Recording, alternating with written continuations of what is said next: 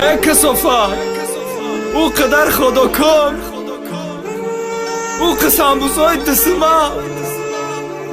او که پیراشکی که جاشی تو ناتوری شو کدرسی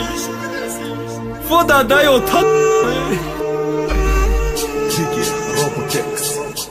توی کدی رفتی بیا بیم بدایت در چیالم فکری خدا که کشتست نیم برای چلم منالم های فیوخ خدا کم ایلا زهر چه چار مراجنی گفتی بردم حتی دا وقتی ابلم اما ای بحری خود گذاشتم که شکمت سر باشه نکه در نظرت پیر شیدم یافتی بخیدت یاشه دن از کی سسم اشتمی مرد یادت هست بگی بیا همشه ناخلاف آدمی پس تک اصافه نه آدم روز خدا کد میبردم تنبالگش نبدم اکاش که خودم میخوردم در خواب میلرزیدم هر روز اگیش نگیره قرضای بد شیدم براست ای پیرش کی خریره تو دل اینجا مزدی کنه میگفتی بگی بخو قریب میمردم با شکم میگیش نمای پشتی تو با ای احوال هر سال اجداد میکم زاد روزی تره هر سال بزار شیده بدم ای چالای سستم خریره بگی بیا همشه شو کدی شد بخرد با آمد خیانت کردم پدری اردت نلاده وای سامبوسه های دست من میبردم خودم مرده بودم گش نگیره کاش که میخوردم سومی او قدر خدا که پیرش کی دو تازن نشید و هرام اهمیت نداد من بعد شکمش سر شد خوری شکم یاد کردم